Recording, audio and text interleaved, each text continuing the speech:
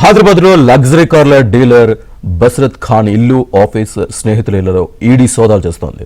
బస్రత్ ఖాన్ ఎవరెవరికి కార్లు అమ్మారనే ఈడీ ఆరా తీస్తోంది. ఫెమా ఉల్లంఘన కేసులో బస్రత్ ఖాన్ పై ఇప్పటికే ఈడీ కేసు నమోదు చేసింది.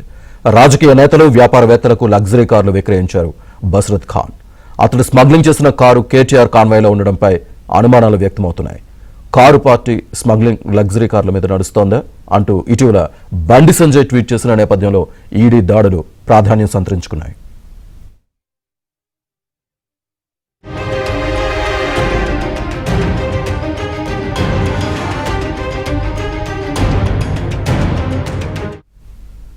పూర్తి డీటెయిల్స్ మా క్రైమ్ కరెస్పాండెంట్ శశి అందిస్తారు. శశి, లగ్జరీ కార్ల స్మగ్లింగ్ కేసులో ఈడీ అధికారులు దూకుడు తెచ్చారు. ఈ కేసులో కీలక నిందితుడిగా ఉన్నటువంటి కారు డీలర్ బస్రత్ ఖాన్ లో అధికారులు నివాసం ఈడీ అధికారులు ప్రజెంట్ సోదాలు కొనసాగిస్తున్నారు. కేవలం నివాసంలో మాత్రమే కాకుండా ఆయనకు సంబంధించినటువంటి కార్లాంజ్, ఎస్కే కార్లాంజ్ ఇది గచ్చిబౌలిలో ఉంటుంది. ఆ ప్రజెంట్ ఆ షోరూమ్ లో కూడా ఈ సోదాలు కంటిన్యూ అవుతున్నట్టుగా తెలుస్తోంది. ప్రధానంగా అక్రమ మార్గంలో లగ్జరీ కార్లను దిగుమతి చేసుకుని చాలా మంది వ్యాపారవేత్తలకు, తర్వాత రాజకీయ నాయకులకు కార్లు విక్రయించినట్టుగా బస్రత్ ఖాన్ మీద ఆరోపణలు ఉన్నాయి. ట్యాక్స్ ఎగ్గొట్టి విదేశాల నుంచి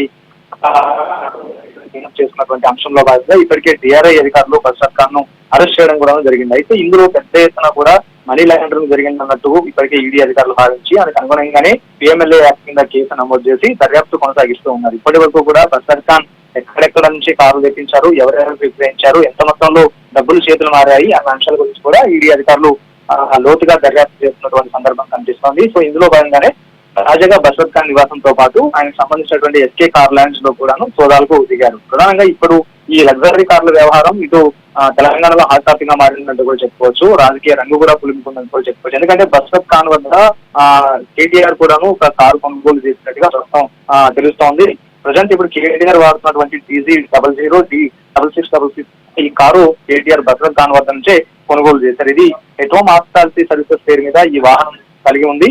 అయితే ప్రధానంగా ఈ కారును బస్రత్ ఖాన్ నుంచే కేటీఆర్ కొనుగోలు చేయడంతో ప్రజెంట్ బస్రత్ ఖాన్ తో ఉన్నటువంటి లింకుల మీద కూడా ఇప్పుడు కేటీఆర్ విమర్శలు పెరుగుతున్నటువంటి సందర్భం. ప్రధానంగా విదేశాల్లో తయారవుతున్నటువంటి కార్లను భారత్ కు రప్పించేందుకు వీలుగా పలువురు డీలర్లతో కలిసి ఈ బస్రత్ ఖాన్ ఈ స్కామ్ కు తెరలేపినట్టుగా కూడా తెలుస్తోంది.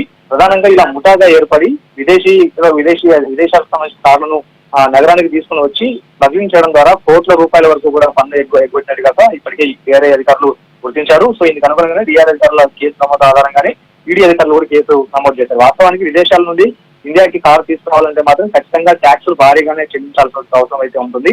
వాస్తవానికి కారు ధర కంటే రెట్టింపు ట్యాక్సులు చెల్లించాల్సిన అవసరం ఉంటుంది. అయితే వీటన్నిటినీ కూడా భరించలేనటువంటి స్థితిలో ఈ కార్లను అక్రమ మార్గంలో దేశాలు దాటించి ఇటు శ్రీలంక లాంటి ప్రాంతాలకు తీసుకుని వచ్చి అనంతరం లెఫ్ట్ సైడ్ ఉండేటటువంటి స్టీరింగ్ ను రైట్ సైడ్ మార్పించి కార్ను మాడిఫై చేసిన తర్వాత ఇప్పుడు రాజకీయ నాయకులు, పారిశ్రామికవేత్తలకు బస్రత్ ఖాన్ విక్రయించారు. కాబట్టి ఎన్ని కార్లు విక్రయించారు, ఎంత మొత్తంలో ఆదాయానికి గండిపెట్టారు అన్న అంశాల గురించి కూడా ప్రధాన ఒకవైపు డిఆర్ఐ అధికారులు కేసు నమోదు చేసి విచారణ కొనసాగిస్తుంది. ఈడీ అధికారులు మాత్రం దీంట్లో మనీ లాండరింగ్ సంబంధించిన అంశాల మీద దర్యాప్తు కొనసాగిస్తూ ఉంది.